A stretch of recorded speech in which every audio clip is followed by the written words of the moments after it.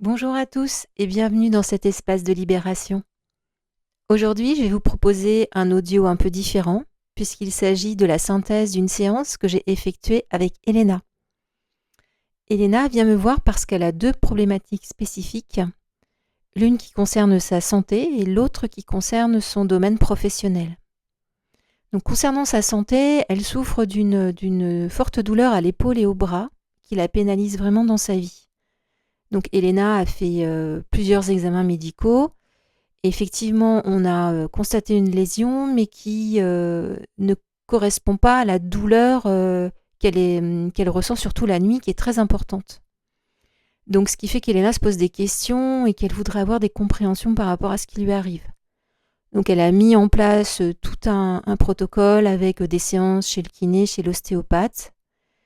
Et elle souhaite faire sa démarche donc plus dans un sens de compréhension générale. Et je sens qu'elle a très bien intégré ce qui lui arrive, qu'elle est vraiment dans l'acceptation, elle est juste en position de vouloir trouver du sens. Donc par rapport à sa deuxième problématique qui est professionnelle, donc, elle est chargée de gestion dans une grande banque où elle a effectué différents postes. Et elle m'explique qu'elle a constaté un schéma récurrent par rapport à sa carrière, c'est-à-dire qu'au début tout se passe bien et qu'ensuite elle rencontre des difficultés dans son poste, soit avec des supérieurs qui sont particulièrement durs et rigides avec elle, ou alors parce qu'il y a des restructurations et globalement, elle ressent beaucoup d'instabilité au niveau pro, ce qui la démotive et ce qui la pousse à s'interroger par rapport à la suite. Donc elle va effectuer un bilan de compétences parce que même si elle est dans une sécurité financière, elle voudrait avoir plus de paix et de cohérence dans son professionnel. Et ce qu'elle voudrait, c'est se lancer à son compte, mais pour le moment, elle n'ose pas parce qu'il y a eu plusieurs faillites dans sa famille. Et elle me dit que c'est une grande source d'angoisse pour elle, ce qu'on peut tout à fait comprendre. Globalement, quand je parle avec Elena, ce que je ressens, c'est que c'est une femme posée, qui a l'air d'avoir beaucoup de sagesse et de sensibilité. Et aussi, ce qui est assez flagrant, c'est que je sens un grand manque de confiance en elle. On a l'impression qu'elle dégage un peu cette énergie qui pourrait dire j'ai peur de déranger ou j'ai peur de mal faire, je me remets en question en permanence. Donc pour commencer la séance, on va ouvrir les annales akashiques par la prière d'ouverture et très rapidement, j'ai une image qui vient à moi qui est celle d'un homme. Et ce qui est très particulier, c'est que cet homme, il tient un fusil qui est calé sous son bras et il est en posture de tir. Ce que je ressens quand je m'approche de cet homme, c'est qu'il est extrêmement concentré. Il est vraiment, je sens beaucoup d'assurance chez lui et à sa manière de regarder sa cible, il y a quelque chose qui pourrait dire: «Je suis un très bon tireur», quelque chose comme ça. Quand je le regarde, je vois qu'il a une tenue assez particulière, qui m'interpelle. Il porte une chemise beige, un pantalon pareil, et ce qui est très particulier, c'est qu'il a un chapeau, de style colonial. Et quand je regarde un petit peu le paysage autour de lui, j'observe une certaine végétation, une certaine lumière, presque de la chaleur aussi, et ça me fait vraiment penser à un pays chaud. Et en regardant de plus près, ça me fait penser à l'Afrique. Et par rapport à la tenue du chasseur, j'identifierais ça à une période autour de la fin du 19e, début 20e. Et quand je raconte tout ça à Elena, elle a une réaction très particulière et la première chose qu'elle me dit, c'est mais je ne supporte pas les armes. Et je sens qu'elle a comme un mouvement de rejet assez important. Et elle m'explique que dans son enfance, son père, lui, était passionné par les armes et qu'un jour, en manipulant un pistolet, le coup est parti et qu'elle elle a eu très peur et elle a bien cru que ça allait blesser quelqu'un. Et heureusement, ça n'a pas été le cas, mais elle en a gardé un traumatisme par rapport à ça. Et elle me dit que son père, lui, il adorait les armes et que et que pour elle, c'est vraiment impossible, hein, le fait de tenir une arme et de tirer avec une arme, c'est quelque chose qu'elle ne peut pas envisager. Donc d'après ce qu'elle me dit, qui est très intéressant, je suis en train de comprendre que la mémoire là, de l'homme que j'évoquais au début est certainement liée à son père et que par loyauté familiale, Elena, elle vient la transmuter dans sa vie actuelle. Alors je vais revenir vers l'homme, justement, l'homme, le chasseur. Et quand je me rapproche de lui, de son énergie, je sens vraiment quelque chose de lourd, hein, et d'assez brutal qui émane de lui. Et quand je regarde, donc je vois qu'il tient en joue effectivement une cible. Et quand je regarde en face, je vois que c'est un animal, hein, qui est en face de lui, un magnifique éléphant, un très grand animal, qui est vraiment posé devant lui dans toute sa posture, dans toute sa puissance.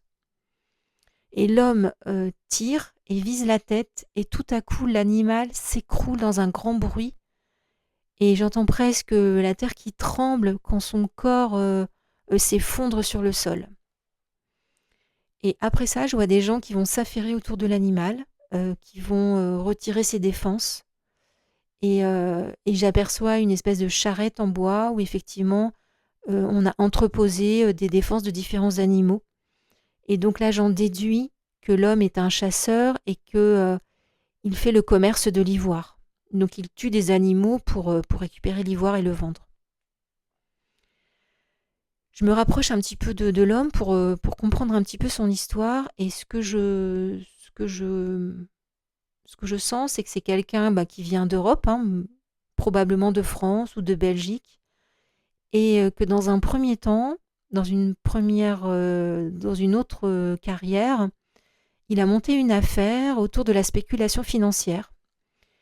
Et pour ça, il a emprunté beaucoup d'argent à une banque, et que très rapidement, sûrement par manque de compétences, il a fait faillite. Donc ça n'a pas fonctionné. Il a presque tout perdu, tout l'argent qui avait été emprunté. Il a gardé l'argent qui lui restait, sans le rembourser à la banque, et il a quitté son pays sans rien dire. Et c'est là qu'il est arrivé dans ce qu'on appelait à l'époque les colonies, qu'il a acheté une terre et qu'il a commencé son négoce d'ivoire. Ce que je ressens par rapport à cet homme, et pour terminer sur sa vie, c'est qu'il a gagné beaucoup d'argent, parce que je vois une belle maison, je vois des employés aussi qui sont là pour le servir. Et chez lui, il y a vraiment cette mémoire très coloniale qui l'imprègne vraiment. Quand j'évoque tout ça avec Elena, elle me dit effectivement que, d'après ce que je lui ai décrit, il y a certaines similitudes avec le caractère de son père, le côté très affirmé, voire autoritaire, et que lui aussi a monté des entreprises et qu'il a fait faillite plusieurs fois, et qu'il a laissé des dettes derrière lui. Et c'est aussi quelqu'un qui aimait se sentir admiré. Ce que je comprends aussi, c'est qu'Elena a pris un caractère complètement opposé à celui de son père et à celui du chasseur, mais aussi qu'une recherche d'équilibre est souhaitable. Donc je dis à Elena qu'effectivement elle est là pour transmuter cette mémoire, mais qu'en aucun cas elle doit ressentir de la culpabilité par rapport à ce que je lui évoque.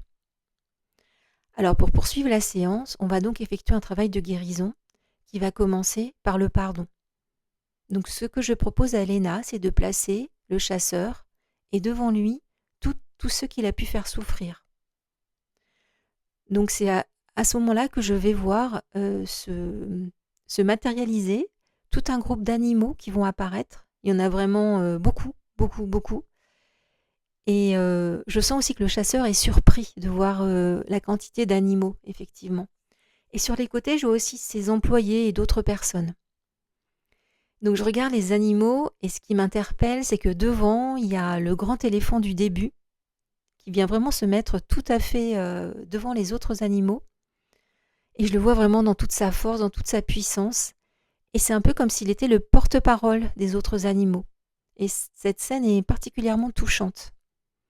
Donc je demande au créateur de tout ce qui est de faire descendre des énergies de pardon qui vont aller donc vers tous les animaux, toutes les personnes qui ont souffert de la manière dont le chasseur s'est comporté. Donc je laisse vraiment l'énergie travailler. Et à un moment donné, je sens une prise de conscience chez le chasseur.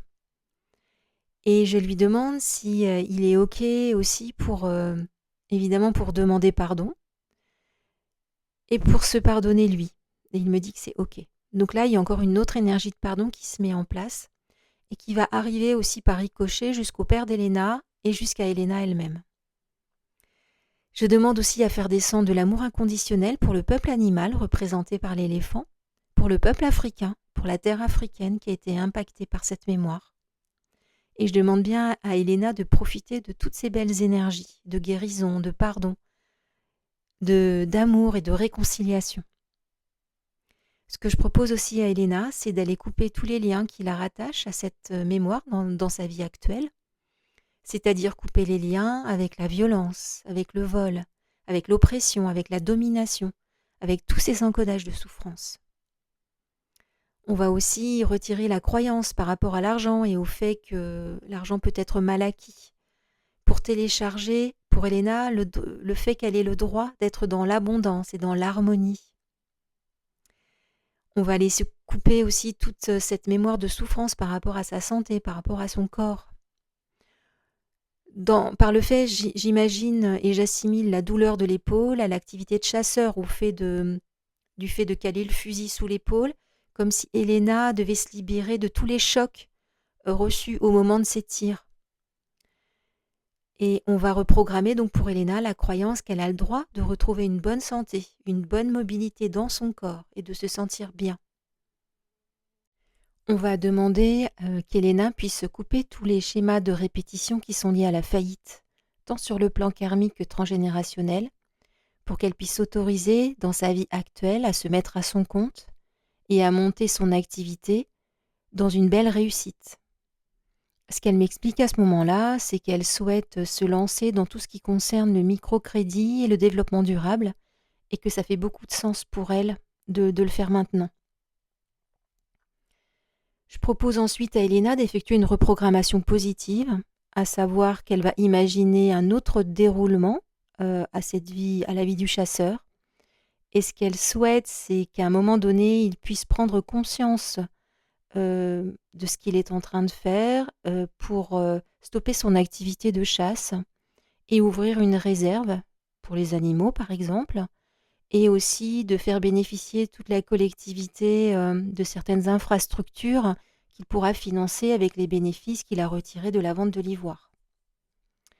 Pour finir, je propose à Elena de repartir avec les belles énergies qui sont rattachées à l'éléphant pour qu'elle puisse bénéficier donc de toute cette puissance, de cette volonté, de cette sagesse, mais aussi et surtout de la stabilité de cet animal et aussi de toute la partie qui est reliée au collectif, à la notion d'appartenance à un groupe qui va lui servir aussi dans sa vie actuelle. Je remercie Elena pour sa confiance et je lui souhaite de belles améliorations sur sa santé et sur ses projets professionnels. Merci beaucoup pour votre écoute et à bientôt.